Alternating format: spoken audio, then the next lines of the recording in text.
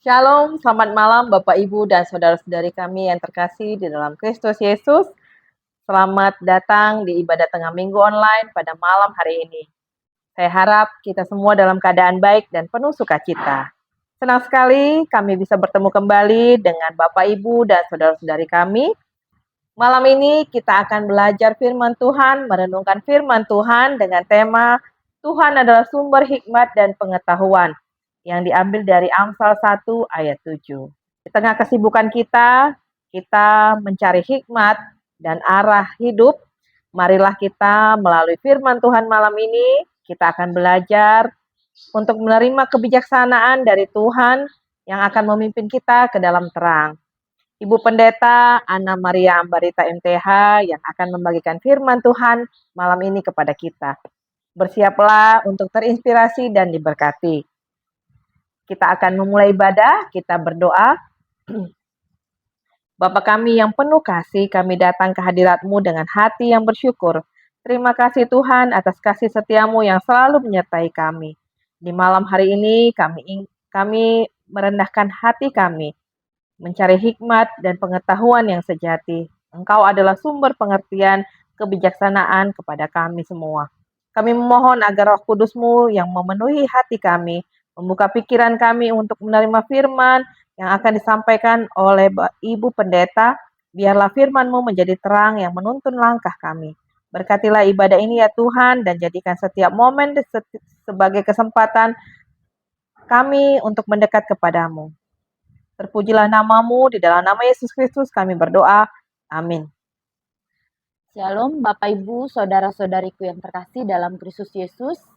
Kita akan merenungkan firman Tuhan pada malam hari ini. Kita bersatu di dalam doa.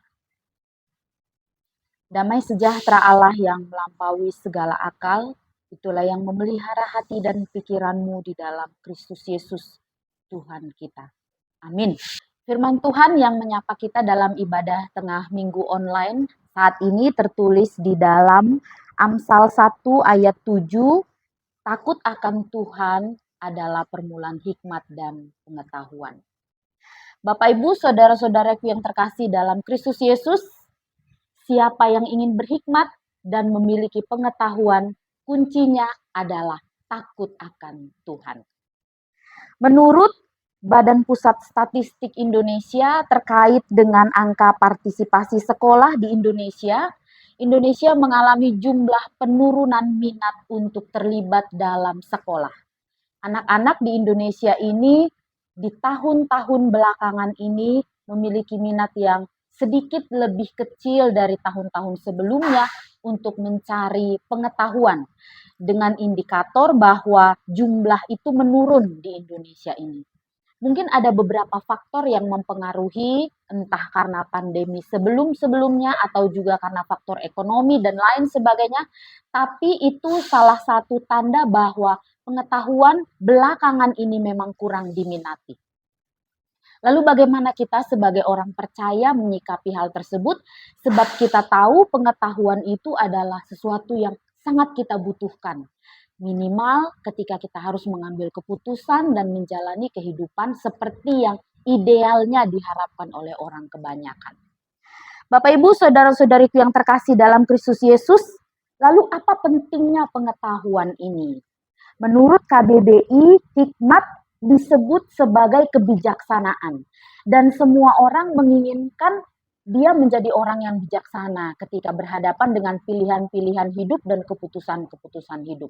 Juga pengetahuan diartikan sebagai segala sesuatu yang bisa diketahui.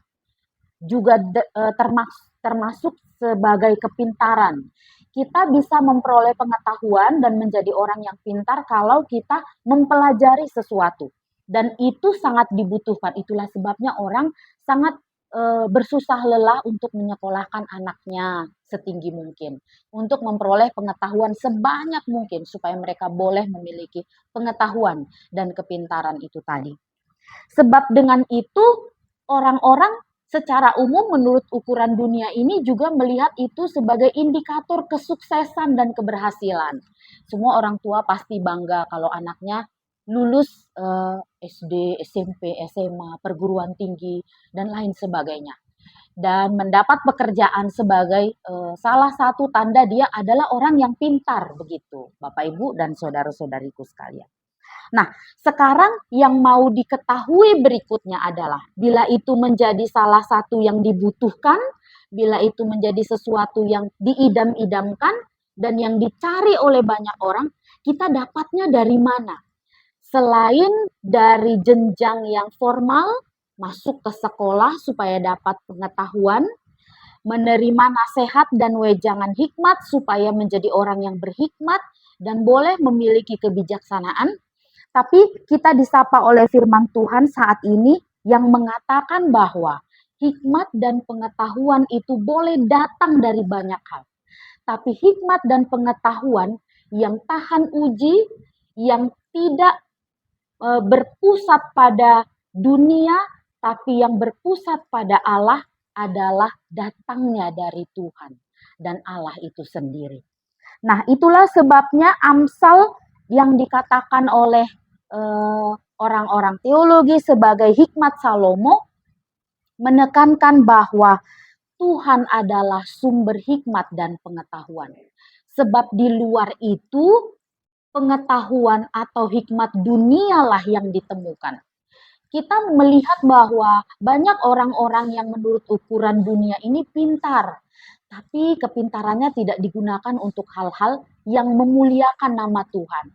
Dia boleh menciptakan hal-hal luar biasa, tapi tidak digunakan untuk kemuliaan nama Tuhan.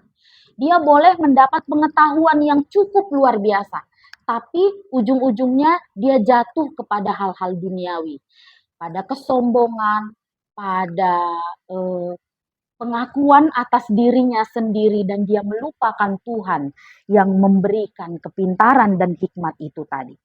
Lalu bagaimana sikap kita Bapak Ibu Saudara-saudari ketika kita diperhadapkan pada dunia yang menuntut kita berhikmat dan memiliki pengetahuan itu tadi? Yang pertama, seperti yang dikatakan oleh Salomo ketika dia diberi pilihan oleh Allah, maka Salomo meminta supaya ia bisa memimpin umat itu dalam kebijaksanaan. Dan Salomo berada pada pilihan yang tepat. Dia meminta hikmat dari Allah, sang hikmat itu sendiri. Maka yang pertama yang harus kita lakukan adalah meminta dari Allah dengan cara takut akan Tuhan. Takut di sini bukan berarti misalnya seperti takut yang kebanyakan orang tahu. Fobia misalnya, juga ketakutan. Atau orang yang takut pada seseorang sehingga dia hanya hormat saat ada orang yang ditakuti saja. Tapi takut akan Tuhan yang dimaksud di sini, dia penuh dengan cinta kasih dan ketaatan. Itu sebabnya dia tidak mungkin tidak takut akan Tuhan, misalnya hanya di tempat-tempat tertentu. Kalau hari Minggu dia datang ke gereja, dia takut dan meminta Tuhan mengampuni dia. Tapi ketika keluar dari gereja, selesai hari Minggu, dia melakukan hal-hal yang Tuhan tidak kehendaki. Takut akan Tuhan di sini maksudnya kita taat pada Dia dan setia serta tunduk pada kemahakuasaan, kekudusan dan keluar biasaan Tuhan dalam kehidupan kita. Itulah sebabnya dari mencari hikmat dengan takut akan Tuhan, hal berikut yang diharapkan dari kita adalah memberi diri kita dipimpin oleh sang hikmat itu sendiri. Sebab banyak orang dengan pengetahuan dan hikmat dunia itu merasa tidak sanggup, merasa sanggup untuk menjalani kehidupannya sesuai dengan kemampuannya. Lalu dia menggeser posisi Tuhan yang memberi pengetahuan dan hikmat itu untuk dimilikinya menjadi pilihan nomor sekian.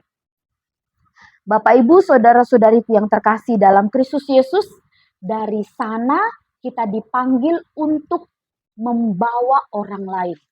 Sebab hikmat tidak boleh diam untuk dirimu saja. Sebab hikmat dan pengetahuan harusnya menjadi sesuatu yang berdampak bagi orang lain.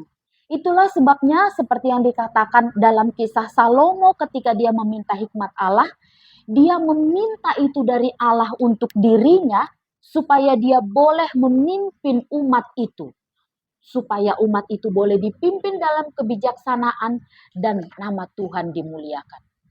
Itulah sebabnya kita semua dipanggil untuk menjadi orang yang berhikmat dan berpengetahuan, supaya kita boleh memberikan hikmat dan pengetahuan yang datangnya dari Allah itu kepada orang lain, supaya semua orang mengenal dan memiliki hikmat dan pengetahuan tentang Allah dan di dalam takut akan Allah. Bapak Ibu, saudara-saudariku yang terkasih di dalam Kristus Yesus, Amsal 3 ayat 13 sampai 18 membuat intisari bahwa hikmat Allah adalah harta yang harus dicari karena ia lebih berharga dari kekayaan. Semua orang ingin kaya, tapi yang melebihi kekayaan itu adalah hikmat Allah, dan dia harus dicari. Kata Ulangan 10 ayat 12 sampai 13, yang dikehendaki Allah adalah takut akan Dia, supaya kita menjalani kehidupan itu penuh dengan hikmat dan kebijaksanaan. Dan hikmat dan kebijaksanaan itu tersembunyi bagi orang-orang yang tidak takut akan Allah. Dia hanya dimiliki oleh orang-orang yang takut akan Allah, orang-orang yang mencintai dan taat pada apa yang Allah perintahkan. Karena itu, bersukacitalah sebagai orang yang dipenuhi oleh hikmat dan pengetahuan Allah. Bersukacitalah menjalani kehidupan yang mencintai dan taat akan Allah. Itu bukan hal yang mudah, Bapak Ibu. Semua akan dijalani dengan perjuangan dan jalan yang sulit, tapi bersama dengan Dia kita bisa melewatinya dan bisa memperoleh hikmat dan kebijaksanaan itu tadi. Karena itu, hikmat dunia ini berorientasi pada dunia, tapi hikmat Allah berorientasi pada Allah. Dengan hikmat yang kita miliki dan pengetahuan yang kita miliki, kita akan berorientasi pada bagaimana semua yang kita miliki, pengetahuan dan kemampuan kita itu, kita tujukan untuk kemuliaan Allah saja. Kiranya setiap orang dimampukan untuk menggunakan hikmat dan kebijaksanaan yang datangnya dari Allah untuk kemuliaan Allah saja. Amin. Kita bersatu di dalam doa. Tuhan Allah Bapa kami mengucap syukur untuk penyertaan-Mu bagi kami hingga saat ini. Terima kasih karena Kau memberkati acara ini dan kami boleh menggunakannya untuk menyebarkan firman Tuhan. Berkatilah kiranya channel YouTube ini menjadi perpanjangan tangan Tuhan dan boleh menjadi kemuliaan bagi nama-Mu. Supaya semakin banyak orang yang diterangi oleh firman Tuhan dan dimampukan melakukan firman-Mu dalam kehidupan kami. Tuhan berkati juga kiranya Ibu Margaret supaya boleh dipakai Tuhan menjadi alat-Mu, mendatangkan kerajaan-Mu di tengah-tengah dunia ini dan semakin banyak orang yang mendekatkan diri kepada Tuhan. Berkati semua kru yang terlibat, berkati keluarganya, anak-anaknya, dan semua yang diharapkan kiranya Tuhan yang mengabulkan seturut dengan kehendak-Mu. Tuhan berkatilah generasi muda gereja-Mu, anak-anak bangsa dan negara kami, supaya mereka boleh mendapat pendidikan dan sekolah yang mendukung mereka, supaya mereka boleh memperoleh hikmat dan kebijaksanaan. Tuhan terangi jalan mereka, masa depan mereka, dan juga seluruh orang-orang yang memberi perhatian bagi pendidikan dan masa depan mereka. Tuhan berkati juga kiranya bangsa dan negara kami. Berkati saudara-saudara kami yang membutuhkan pertolongan Tuhan, uluran tangan Tuhan, mereka yang dalam kesesakan, kiranya Kau beri kelegaan. Mereka yang harus melewati sakit penyakit, Tuhan kiranya tolong pulihkan. Tuhan dengarkanlah seruan dan rintihan orang-orang yang memohon dan berharap serta berserah pada tangan pengasihan-Mu. Kiranya Kau mengabulkan harapan dan juga cita-cita orang-orang yang meletakkan ke dalam tangan pengasihan Tuhan seluruh kehidupan mereka. Ampuni kami dari segala pelanggaran dan dosa kami supaya kami layak berdiri di hadapan Tuhan. Di dalam Kristus Yesus dan persekutuan Roh Kudus, kami berdoa dan mengucap syukur kepadamu, kiranya Kau mengasihani kami. Kasih karunia dari Tuhan kita Yesus Kristus, kasih setia Allah Bapa dan persekutuan Roh Kudus kiranya menyertai kita sekalian. Amin.